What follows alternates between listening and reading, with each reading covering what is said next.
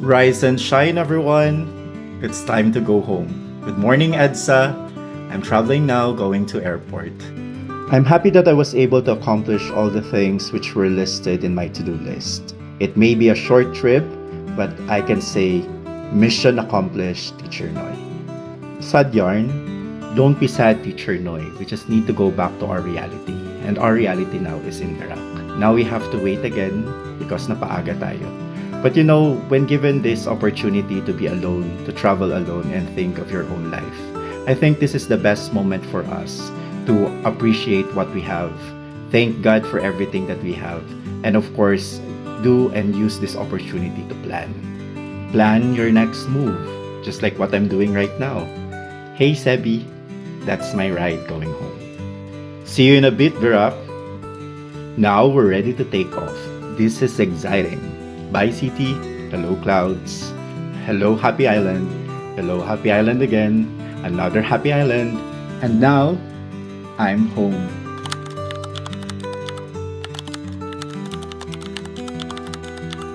Hi everyone! This is me again, Teacher Noy, and welcome back to my YouTube channel. Kumusta kayong lahat? If you can remember in my previous video, I promised to you that we're going to do the big reveal of the Ganpla that I am going to use for my project, the keychain project, which I am really excited about it. I am so excited about that project, so I'm not going to take this too long. But before we're going to open this, let's have first a recap of what happened in the first video. Let's watch this. So you're going to see in this video that I went to Manila, went to different toy stores and looked for the perfect Ganpla. And at the end of the video, I told you that I found the perfect Ganpla, which I am going to reveal now. Alam ko naman na gustong-gusto nyo nang makita ang ating piniling Ganpla. So, here is the Ganpla. I am not going to count anymore kasi mali-mali naman ang countdown ko. 3, 2, 1, diba? So, huwag na tayong mag-count. Diretso na natin to para matapos na. Okay? So, here is our Ganpla! Yay! Bakit ganito? Oh, syempre, iisip kayo, hindi naman yung binili sa Manila, ha? Syempre, 1, 2, 3. Ulitin ko, di ba? So I'm going to say to you now, it's a prank!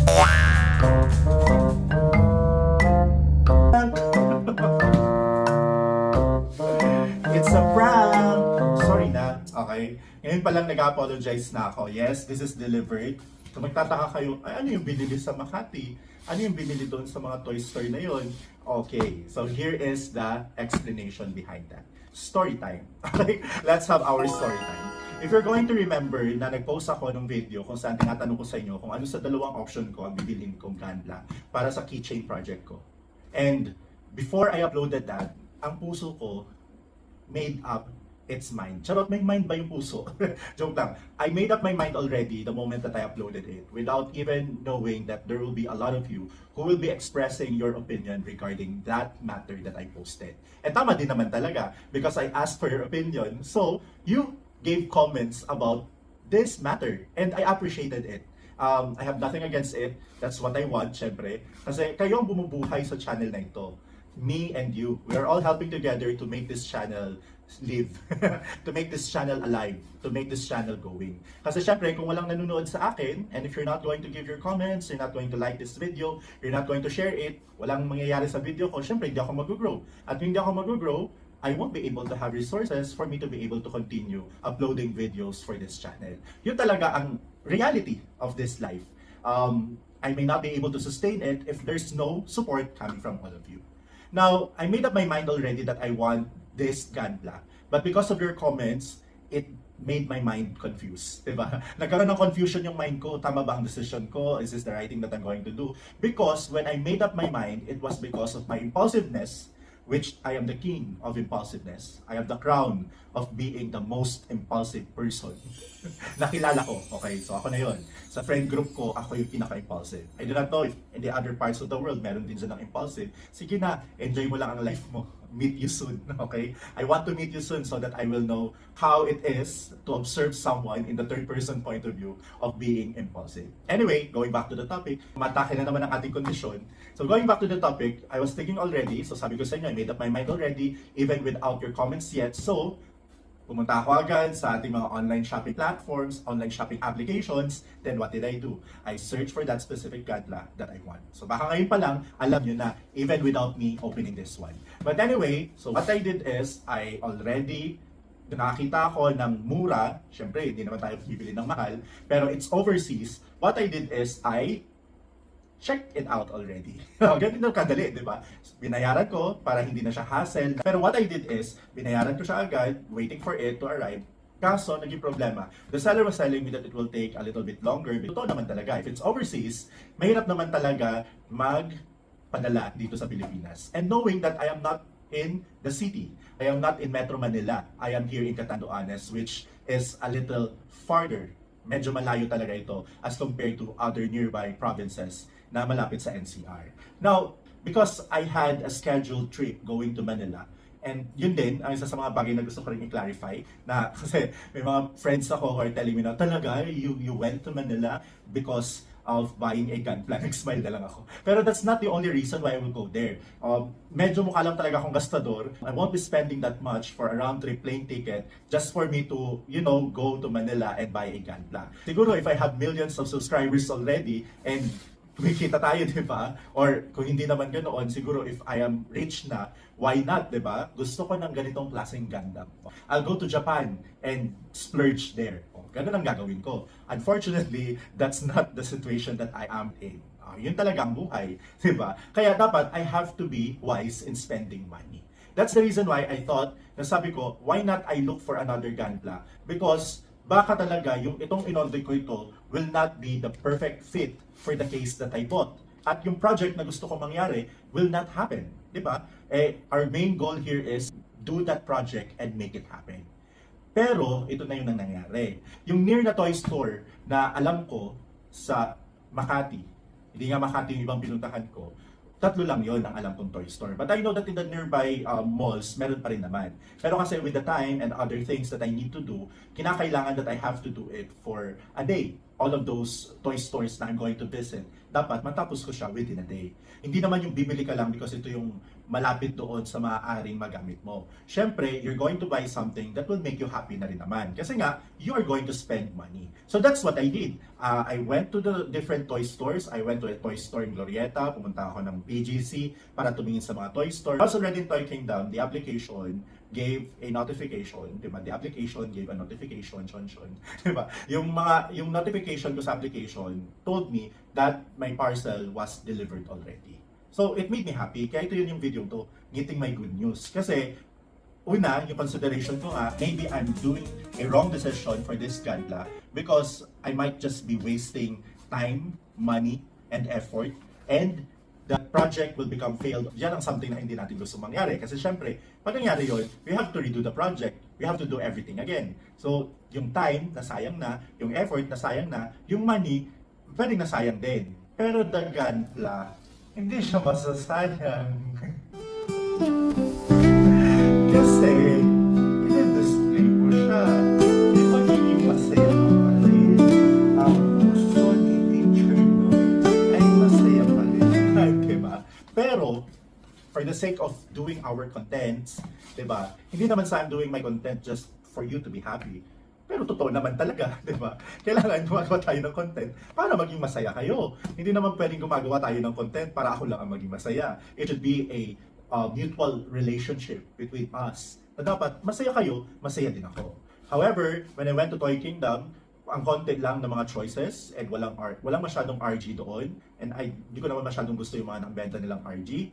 That's the reason why I said to myself na, okay, I'll stop na lang looking because I have other important things to do, not just looking for the Gunpla, though it's an important errand also, pero I have my Gunpla na at home, which I can give it a try, di ba? Why not give it a try? Sabi nga nila, why not give it a try para malaman natin whether, this is it, or pansit, di ba? Whether malaman natin if this is it or this is not pansit, di ba? So something like that. So that's what I decided to do na lang. Na, yeah, intentionally, kung meron man akong something intentional that I did that, in the last part of the video, yung first video natin, sinabi ko talaga doon na I will just pretend na I bought na the Ganpla and I'm going to do the reveal here in Catanduanes. Which, I told naman the first part of my video, in the first video, na I am going to do the reveal here in Catanduanes pagka-uwi ko. Pero, yun na yun. It's a prank. Okay? It's a prank because nandito na siya, at hindi siya galing sa Manila, nandito na ang ating Ganpla. Now, what are the things that I am worrying for this one? Siyempre, I have read a lot of comments regarding this. Siyempre, it might not work out. I am going to give it a try. This is not Teacher Noy if this is not about taking risk. Okay? Minsan, kailangan din natin mag-take risk. We have to jump, okay, for us to know that there is a possibility. Going to take a risk in building this one. So, i-build natin ito. I'm going to show you the process on how I'm going to build this and how I'm going to put it inside the case. Kaya, hopefully, you're going to still watch this. Again, I apologize. It was unintentional. Pero yun nga, hopefully that this project will still be a success and we will be able to see that at the end. I'm going to post it, malamang, di ba?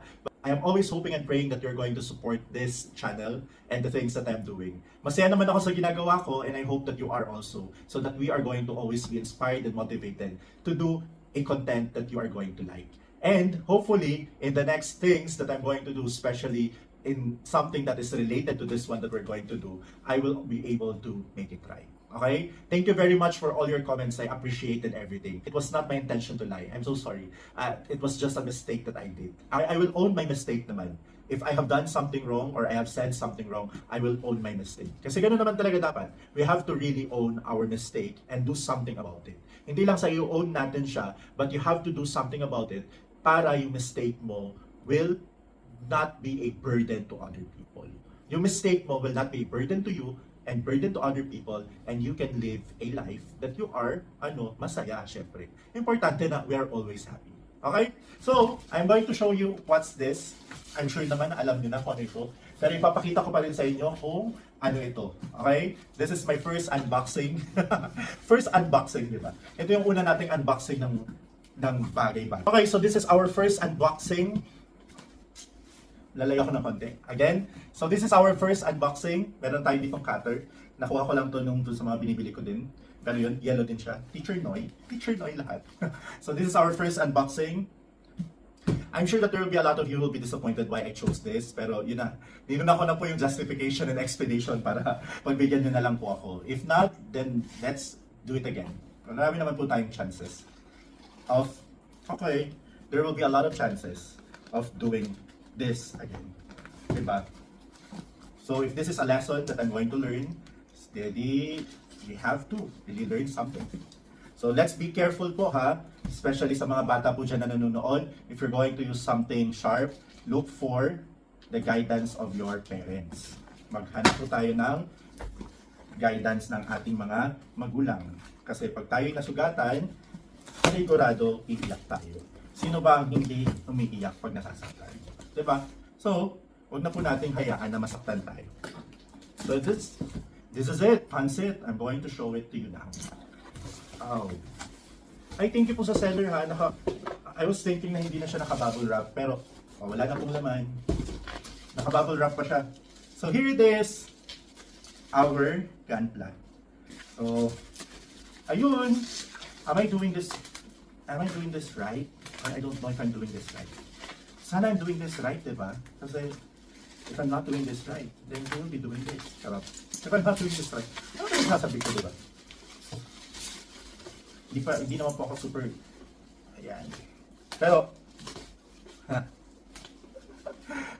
you know, the joy of opening a box of a Ganpla. Hi, this is happiness. This is ito yung mga panahon sa buhay mo na you are going to be inspired into working harder para mabili mo yung mga gusto mong bilhin. So here it is. Here it is, my RG Wing Gundam Zero and the schools. hopefully that you will be able to fit yourself inside that place. Kasi kung hindi, we are definitely going to look for you. Pero kung hindi naman, kung hindi ka talaga makakapasok, you have a special spot here. Okay? So that's it. Thank you so much for watching this video. Thank you for supporting Teacher Noy. And of course, thank you for making me this far. Wala po tayo ganun kalayo, pero I'm always grateful for those people who are inspiring me to do better into this thing that I'm doing right now. And hopefully, you will continue supporting me so that I will always have the inspiration to create a video that will make you happy. And will make me happy. This is again Teacher Noy. Thank you very much.